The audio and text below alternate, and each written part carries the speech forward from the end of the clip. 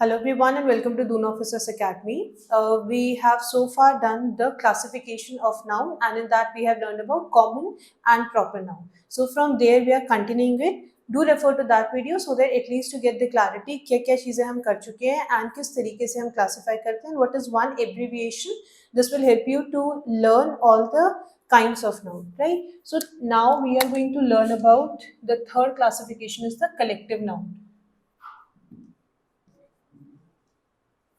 Now again, पहली चीज जो हम करेंगे, let us try to break this term, right? Collective noun. Noun हम ऑलरेडी पढ़ चुके हैं. नाउन आपके क्या होते हैं, किस तरीके से आप आइडेंटिफाई करोगे. व्हाट या हुम वाली जब आप क्वेश्चन पूछते हो, जो पार्ट आंसर करता है that is your noun, right? Collective का मतलब क्या हुआ? Collection of something. किसी चीज, कोई भी चीज जब एक आप ग्रुप में रखते हो उसको हम क्या बोलते हैं? Collection. Many a times student have a habit या फिर किसी को इंटरेस्ट होता है चीजें कलेक्ट करना. For example to collect the post card और टू कलेक्ट द स्टैम्प्स, या फिर जो आपके मिनिएचर्स वर्जन आते हैं व्हीकल्स वगैरह के, राइट? उनका कलेक्शन किसी को करना पसंद है. So all these things are what? Grouping together. कोई भी चीज जब एक ग्रुप में बात की जा रही है किसी भी चीज की, there we use the term collection of something. So collective noun की जब हम बात करेंगे, क्या टर्म आपको याद रखना है इसके साथ? Group. Collection is what? Collection is a very common term, है ना? आप कोई व्हेन यू कलेक्ट समथिंग, कोई भी चीज जब आप कलेक्ट करते हो, इकट्ठा करते हो, एकत्रित करते हो, उसमें आप क्या कर रहे हो? आप चीजों को एक साथ असेंबल कर रहे हो, राइट? सो कलेक्टिव या फिर कलेक्शन का मतलब होता है, सिंपल टर्म में बात की जाए, ग्रुपिंग ऑफ समथिंग, राइट? और अगर कलेक्टिव नाउन की बात की जाए, it simply refer to a name of a number of things or person, right? And when we talk about this number of thing or person as one whole, right? So collective noun की जब मैं बात करूं, collective noun क्या बताता है? किसी भी चीज का नाम, किसी भी चीज का नाम, राइट? लेकिन किस कॉन्टेक्स्ट में? Name of a number of. क्यों नंबर ऑफ टर्म क्यों यूज कर रहे हैं? क्योंकि यहाँ पे हम एक से ज्यादा चीजों के बारे में बात कर रहे हैं. So name of a number of, either it can be a group of a person और it can be a group of a thing, है ना? कोई एक पर्टिकुलर चीज का भी कलेक्शन हो सकता है, कोई एक लिविंग बीइंग का भी कलेक्शन हो सकता है. जैसे कि आपको बहुत बार किस तरीके से बोला जाता है ना, झुंड में बोलते हैं ना, कि जो आपकी भेड़ बकरियां होती है, and when we talk about grazing animals, they are usually they are found in what? In groups, है ना? उनका एक झुंड होता है, एक समूह होता है, right? So that is basically what? Because here we have used the term group of something. तो ये आपका क्या हो गया? जो हम एक टर्म यूज करेंगे उस ग्रुप को रिप्रेजेंट करने के लिए, that would be your collective noun. Group, कोई चीज जब झुंड में बात की जा रही है, समूह में बात की जा रही है, तब वो क्या है? एक कलेक्शन है. when we give this particular group or when we give the number of person or thing, right? जब वो क्या है? when they act as a one unit, एक समूह की तरह बात कर रही है या एक यूनिट की तरह बात कर रही है, और when they act as one whole, है ना? कोई अलग अलग डिफ्रेंशिएशन नहीं है, even though all of them is one individual, right? जब हम एक when we talk about grazing animals, जब हम उनके झुंड की बात कर रहे हैं, all of them is one individual.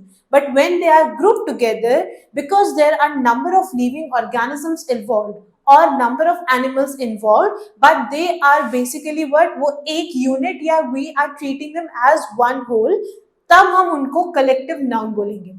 For example, अगर if I talk about bunch, है ना? अगर मैं किसकी बात कर रही हूँ? एक बंच की बात कर रही हूँ, बंच ऑफ कीज की अगर मैं बात कर रही हूँ. Let us take one example. अच्छा, दो टर्म याद रहेंगे कलेक्टिव नाउन के साथ. एक term is group, one term is what? Group. Second term is what? When they all act as one whole. ठीक है? तो always remember two terms with it. when we are talking in regard of a group, collection of something, or else when all of these number of individuals are grouped together and they are acting as one unit or one whole, तब हम collective noun का इस्तेमाल करते हैं. उस झुंड को, उस समूह को जब हम कोई एक नाम दे रहे हैं तब हम क्या यूज करेंगे, कलेक्शन या फिर ग्रुप हम बोलेंगे। क्लियर? नाउ एक एग्जांपल ले लेते हैं हम। What was that? Bunch of keys. Bunch of keys, ठीक है। बंच ऑफ कीज के बारे में बात कर रहे हैं। किस तरीके से हमने कलेक्टिव नाउन डिस्क्राइब किया था?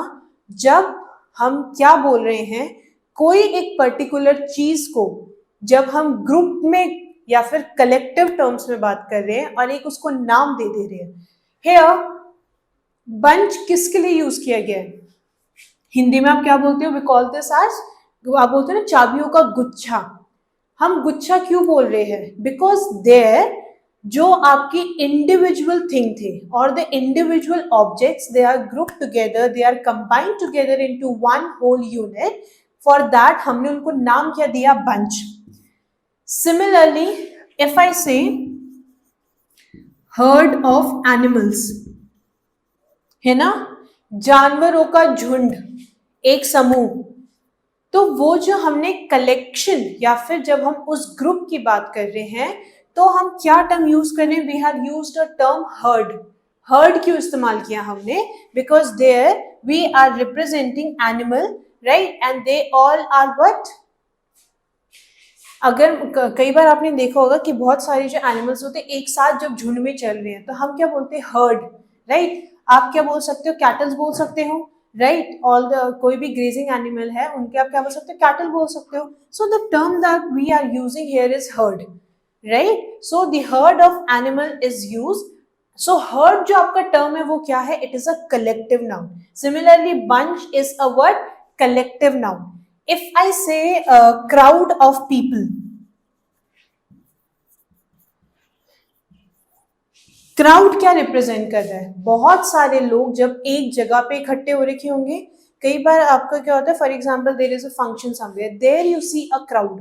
What is the difference between crowd and mob? ये हम ऑलरेडी कवर कर चुके हैं। The reason we are covering this mob and crowd because in RAMC there was a example as well. Question पूछा गया था जहां पे आपको क्राउड और मॉब दोनों ही ऑप्शन दिए गए थे। When it is a peaceful gathering, जब लोग आपके एक जगह आ तो जाएं लेकिन क्या है, वो क्या है, शांतिपूर्वक आपके एक जगह पे गैदर हुए हैं, that is a crowd. But यही भीड़ जब आक्रामक हो जाती है उसको हम मॉब बोलते हैं, है ना। फॉर एग्जाम्पल गॉड फॉरबिड कभी ऐसा हो ना कि हो ना, पर कोई बहुत सारे लोग एक जगह पे है और कोई मिस इन्फॉर्मेशन पहुंच गई तो लोग इधर उधर उधर भागना शुरू कर देते हैं, राइट।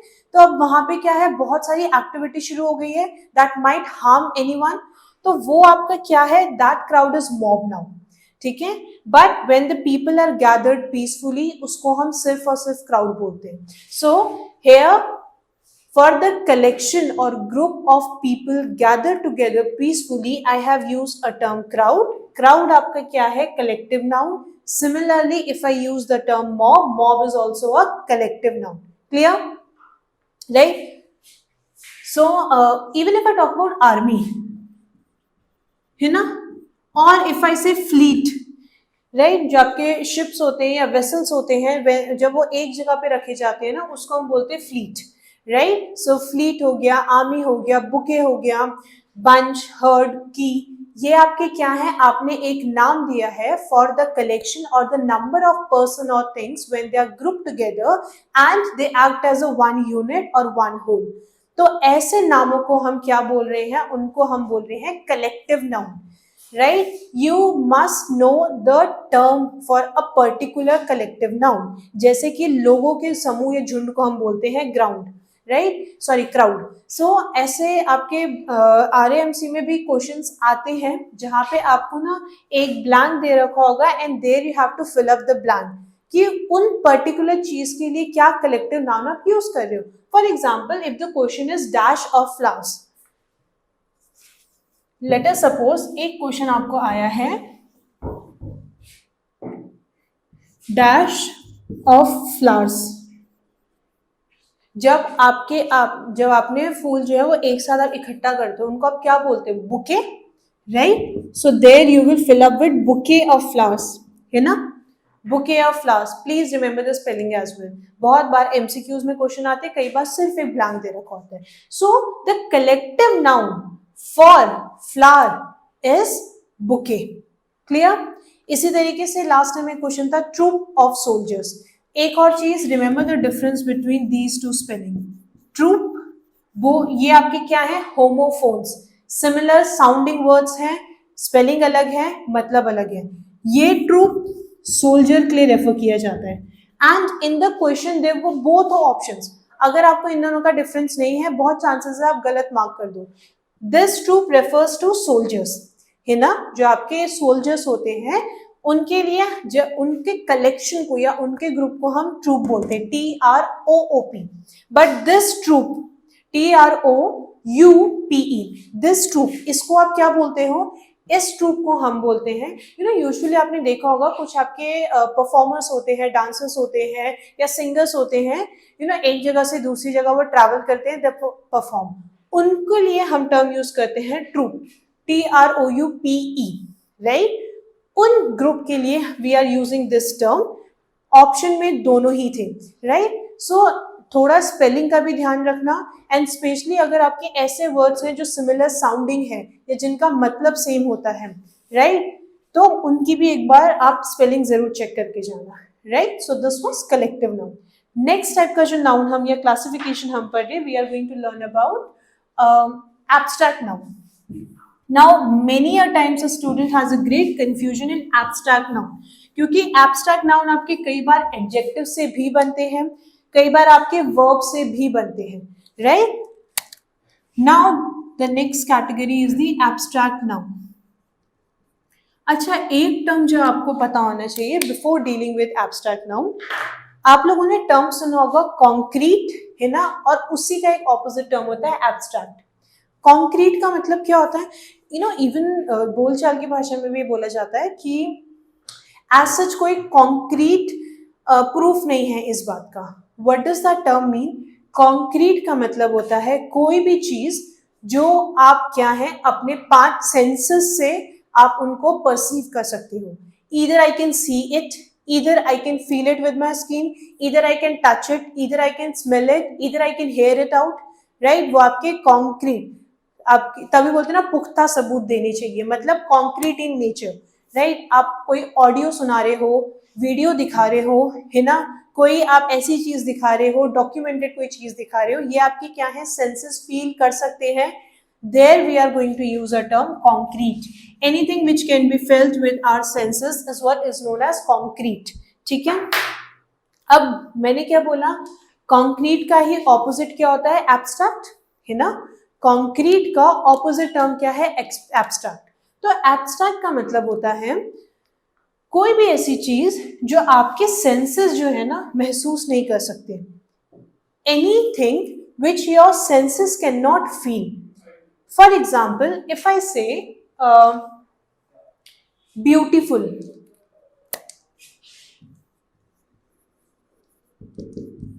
अब देखो यहाँ पे मैं सिर्फ और सिर्फ ब्यूटीफुल टर्म की बात कर रही हूँ, right.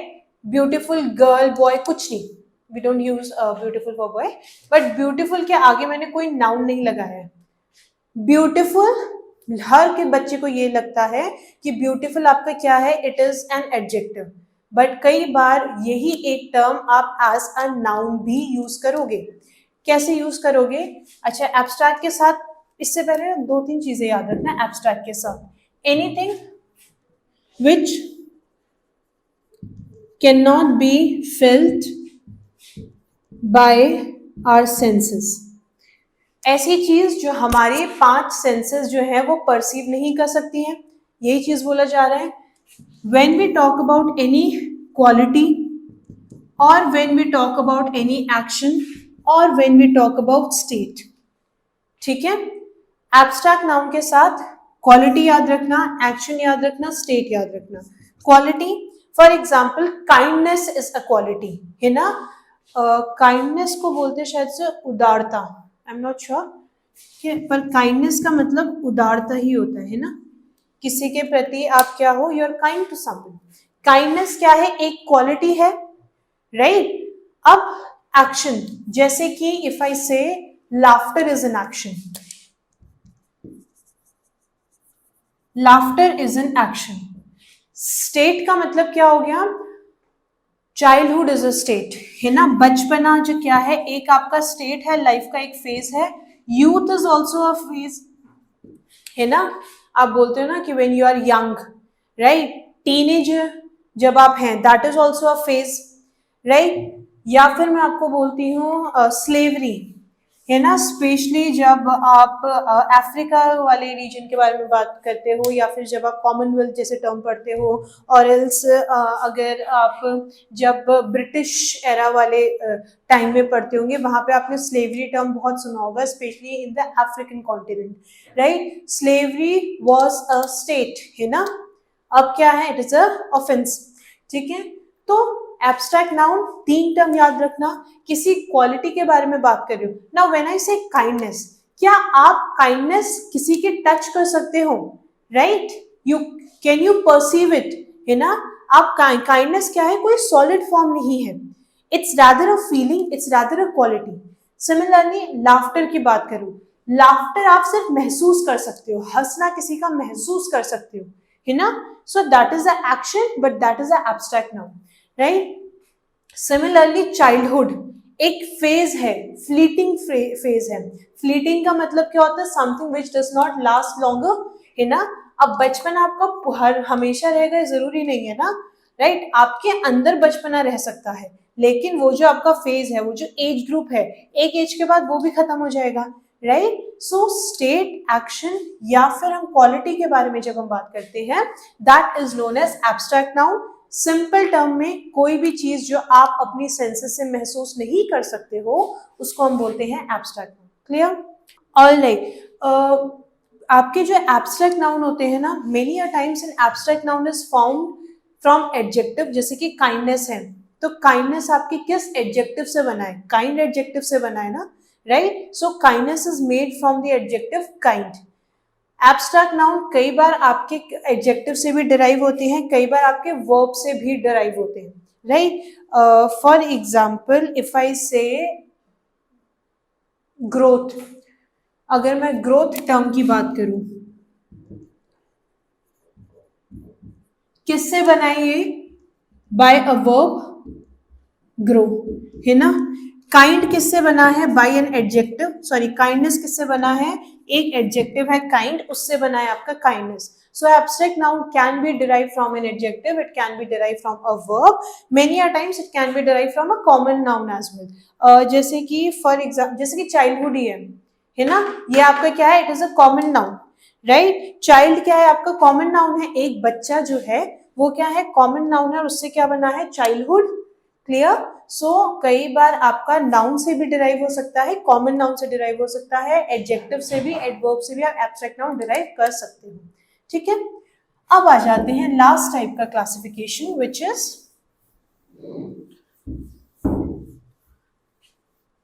Material noun. Last type is material noun,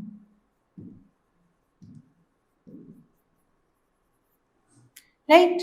now what is a material noun, material का मतलब क्या है, कोई चीज, कोई भी एक ऑब्जेक्ट किससे बना है, right. The substance and object is made up of is what is known as material.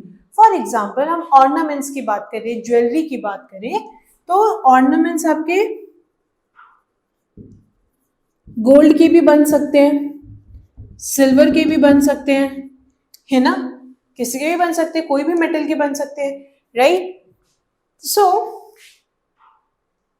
Material का मतलब क्या है, कोई चीज किस सब्सटेंस से बनी है, राइट। सो द ऑर्नामेंट्स, कोई चीज, the object here we are talking about is ornament, it is made from what is the substance that is used to make this particular object, right, gold और silver, right. Material का मतलब है कोई भी एक object है उसमें क्या सब्सटेंस लगा उसको बनाने के लिए, that is your material. For example गर्मियां चल रही हैं, है ना, तो आप क्या बोलोगे, I during summers we prefer cotton clothes, what is the object there, cotton, which is made up of, sorry T shirt की अगर हम बात करें, टी शर्ट और shirt is made up of what is the substance that you have used? Cotton, right? तो इन्हीं material का जो नाउन है, cotton is a noun, name of a material, silver is name of a metal, metal is again a material used to make ornaments. तो जब भी हम material term की बात करते हैं तो उसका मतलब क्या है, एक ऑब्जेक्ट कोई भी चीज के सब्सटेंस से बनी हुई है, that is your material noun. Clear? ये आपके कुछ क्लासिफिकेशन थे काइंड्स ऑफ नाउन के। Next we will be learning about countable uncountable noun, singular plural noun जिसमें ऑलमोस्ट कवर हो जाते हैं, and last is the gender noun, right? So this was all for today, thank you and have a good day to you.